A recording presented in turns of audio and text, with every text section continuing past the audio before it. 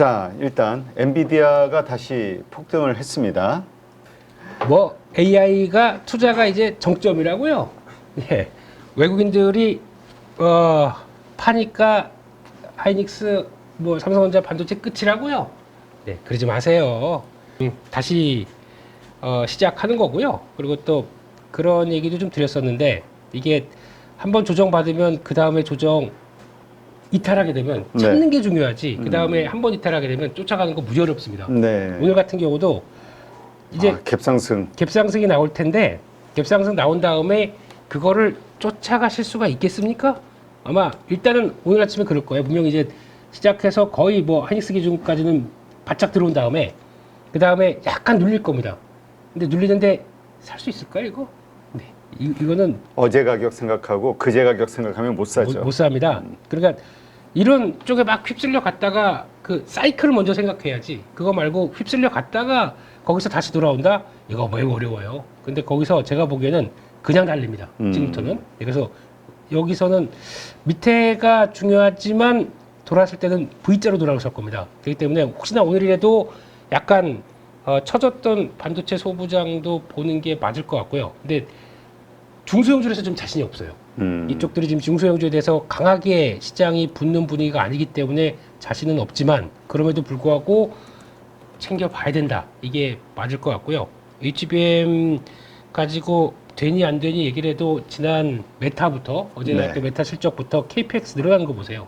이거 가지고도 AI가 그냥 단순하게 흐름 갔다가 이제 꺾여서 그런다고요? 절대 그렇지 않습니다. 그 트렌드가 뭔지를 정확하게 아셔야 이거를 따라갈 수가 있는데 그러다 보니까 자꾸 그러죠. 아 이거 아니고 이거 아니면 저쪽으로 가야 될 것 같고 막 왔다 갔다 하는데 그러지 마시고 일단은 그리고 또 그래요. 어제 같은 경우도 시장에서 변동성이 무지 크고 그러니까 오전 섹터가 다르고 오후 섹터가 다릅니다. 근데 오후 섹터가 시장에서 중심이 되는 게 쭉 가기 시작한다 그러면 오전에 갔던 거 또 다 우르르 빠지지 않습니까? 네. 그리고 한화에어로스페이스 방산 그렇게 좋다 그러더니 한 방에 밀리고 그리고 또 바이오 이쪽이 이번에 대세다 그러면서 바이오 같은 경우도 주도 종목 몇 개 빼놓고는 다 우르르 밀리고 이런 상황이다 보니까 참 중심 갖기가 어렵습니다. 게다가 어제 큰 변화가 나왔던 게 일단은 이제 일본 쪽에서 나온 변화가 일본이 이제 금리를 이제 0.25%로 이제 인상이 됐습니다. 근데 상당히 내용들은 매파적이에요. 그렇다는 얘기는 엔화가 이제 강세 가는 기조를 이제 마련을 했던 것 같은데 강세죠. 그러면은 이게 이제 그동안에는 너무 좀 비상적으로 쭉 오르다 보니까 이게 빠르게 내려왔고 이게 각도가 이런 식으로 내려가면 안 좋습니다. 안 좋은데 그게 아니라 각도가 약간 지금을 인정하는 이런 하락각, 그러니까 엔화 강세 강도가 나오기 시작하게 되면 그거는 도움이 될 수 있습니다. 왜 도움이 되냐면은 이렇게 나오기 시작하고 그러면은 한국의 원화도 영향을 받습니다. 네. 그동안에 약했던 기반들의 요인들이 엔화 봐 아시아 통화 그거 아니야? 뭐 이러고 나왔던 게 이제 원화가 기반을 갖기 시작하고 그렇게 되면은 지금 어제 나왔던 FOMC 회의와 함께 뭐 다 얘기 나온 거니까 그냥 넘어가겠습니다만 FOMC 회의 결과가 함께 나왔던 거지 뭐가 나오냐면 10년물 국채금리가 드디어 2.7%가 빠져서 4.03입니다. 네. 이렇게 되면은 유동성이 다시 금리와 함께 나오기 시작하죠. 거기다가 원화가 강세로 갑니다. 외국인들이 바라보는 한국 시장에 대한 시각은 어떻게 바뀔까요? 네. 오늘부터 꼭 체크하실 거는 외국인들 현물 매수입니다. 이게 생각보다 우리가 알고 있는 수준만큼 아니면 그 이상으로 들어오기 시작한다 그러면 올 것이 왔구나 생각하시면 됩니다. 지금은 미국 증시보다 한국 증시가 유리합니다. 네. 이렇게 되는 과정이면은 그래서 미국 증시에서 하는 걸 물론 거기 일정 비중 가시면서 매매하시는 건 좋겠지만 제가 보기에는 약간 무게를 한국 쪽으로 바꿔야 됩니다. 지금 EM 신흥시장 쪽으로 바꾸는 걸로 체크를 하셔야 될 걸로 봐야 될 것 같고요. 그래서 거기서 나오는 주도 섹터가 물론 이제 이를 통해서 또 지겨우시죠? 자꾸 반도체 하니까. 네. 네. 조정 받았다가 이제 돌아가는 거를 봤을 때 그런 상황들 체크를 한다 그러면 지금 환경이 이렇게 바뀌어가고 있습니다. 네. 요 매크로 환경이 이렇게 바뀌었다. 요거는 좀 체크를 해야 될 것 같고요.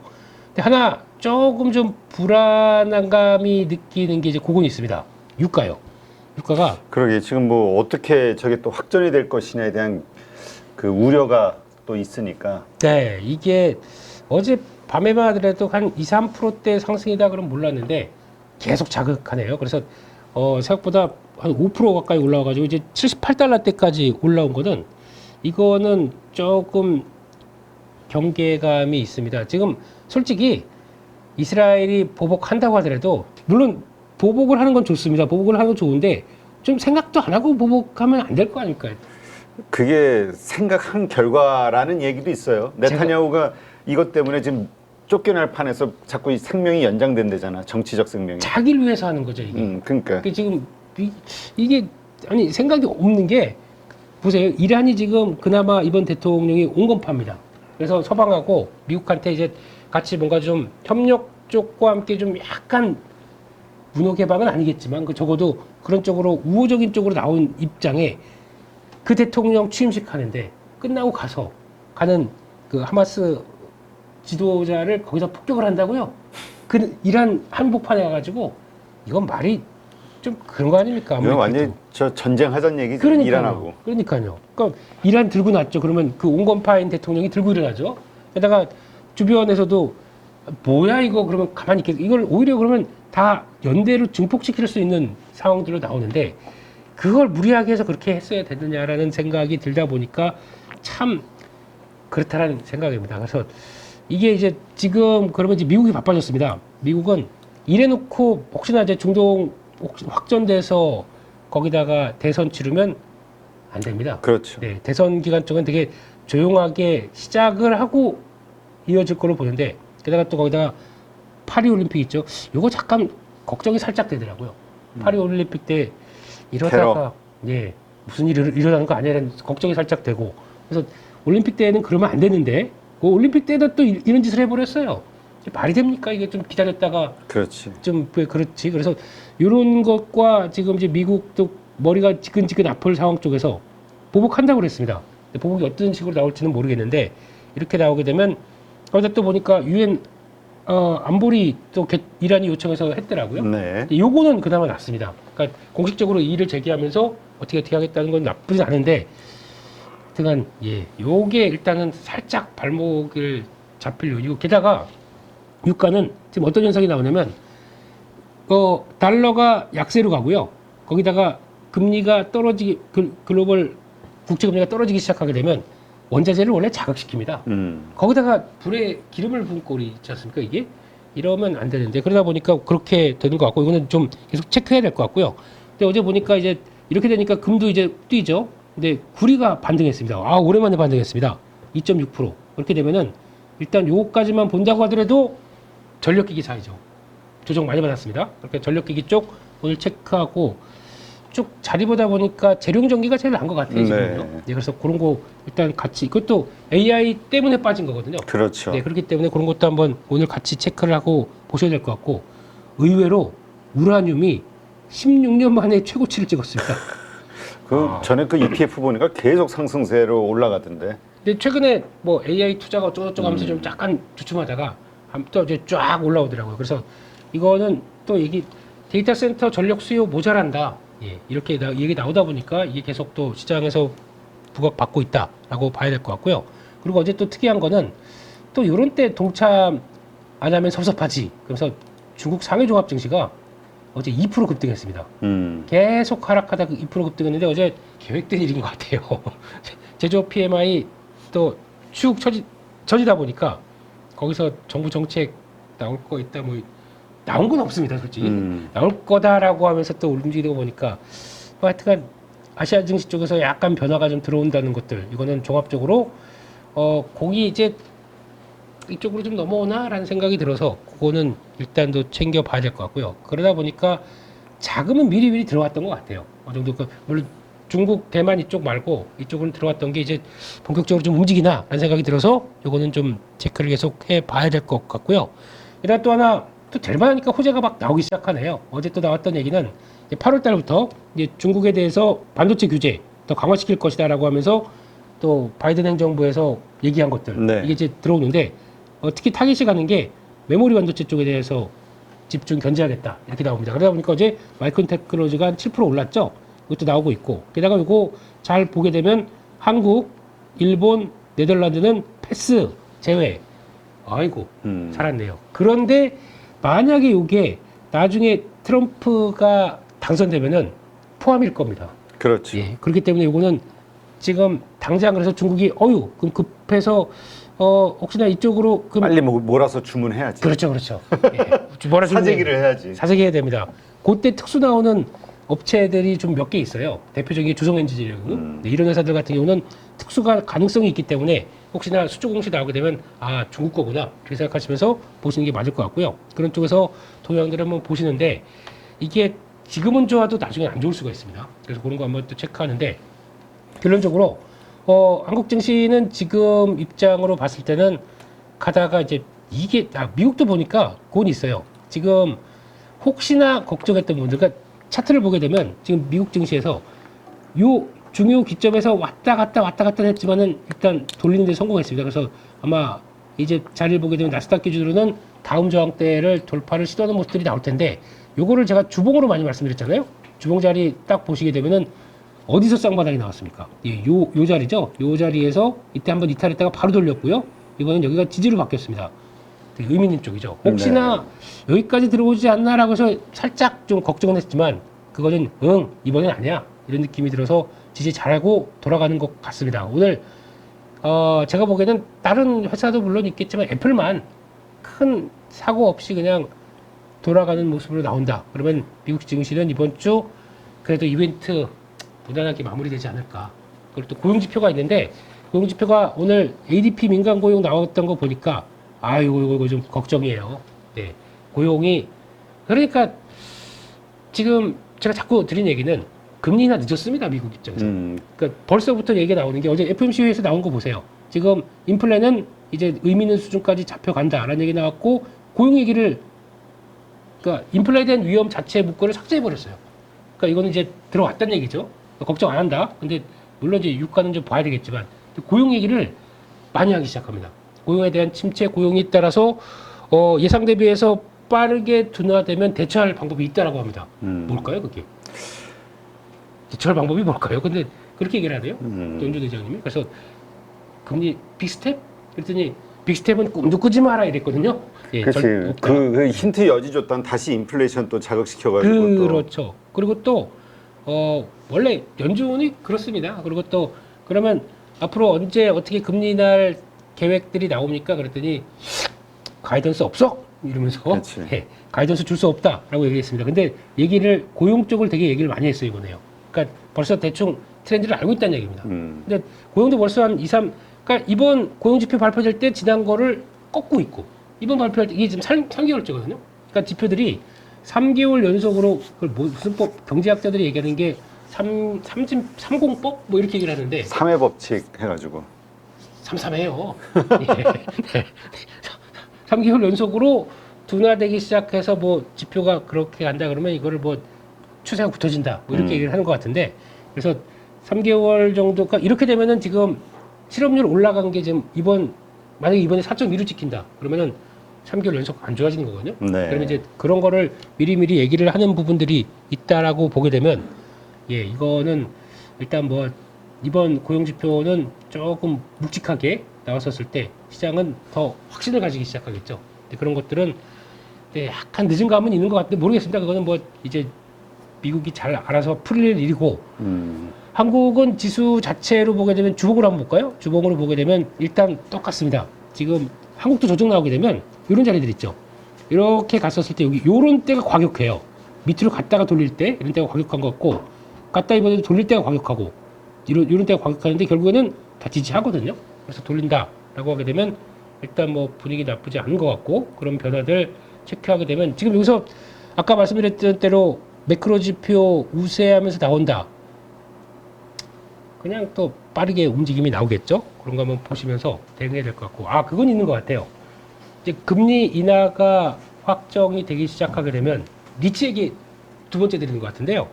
리츠는 체크해 보셔야 될 것 같습니다. 네. 리츠사들이 어제 보니까 기존에 발행했던 금리 쪽을 재발행하기 시작. 그러니까 약간 리파이낸싱 하기 시작합니다. 그러면은 조달 금리가 바뀌는 거거든요. 그래서 리츠 쪽 보면 다 이렇게 쫙 하고 올라가는 기조인데 이게 시작인지 끝인지라고 봤을 때 이런 구조만 나오기 시작하고 변화가 나와서 자본 조달 비용 낮추고 거기다가 한국은 특이하게 특히 리츠가 타겟으로 삼는 쪽들이 거의 다 서울이에요. 네. 근데 서울 그거 한번 보세요. 건물주신 분들은 잘 아실 겁니다. 지금 서울의 건물주분들은 이게 잘 보시게 되면 2년 전부터 공실률이 떨어지기 시작하고요. 네. 임대료가 올라갑니다. 이렇게 돼 있더라고요. 그래서 이게 또 요즘 제가 부동산 얘기는 한 2달 전부터 계속 언급은 드리거든요. 상황이 어떻게 돌아가는지. 근데 서울 쪽은 이제 좀 타이트해지다 보니까 전세가가 이제 고공행진하잖아요. 이게 앞으로 어떤 징조가 보일까요? 그것들 동향 보게 되면 리츠는 계속 대안으로는 보시는 게 맞겠다라고 봐야 될 것 같고요. 그래서 결론적으로는 지금 분위기라고 하게 되면 또 그러다 보니까 이제 시장에서 나오는 것들은 이런 거 있죠. 유가 급등하다 보니까 나오는 요 테마들, 투흥이, 흥부석유, 흥하여운 뭐 이런 것들, 이것도 오늘도 오전까지는 강할 것 같습니다. 근데 그거 그냥 트레이딩하는 건 그냥 그렇게 보시고요. 그리고 또 반도체는 뭐 네, 그냥 넘어가겠습니다. 네. 뭐 계속 말하면 2번 던질 수 없지 않습니까, 패들. 3번도 던져도 돼요. 아, 예. 네. 그렇게 보셨으면 좋겠고. 그리고 뭐 나머지 쪽들, 바이오 쪽들은 당연히 차익 매물 좀 나오는데 견디는 쪽이 있을 겁니다. 네. 견디는 쪽이 누굴까? 잘 보게 되면 이번에 산도즈랑 계약 잘한 알테오젠. 로얄티가 15% 얘기가 있습니다.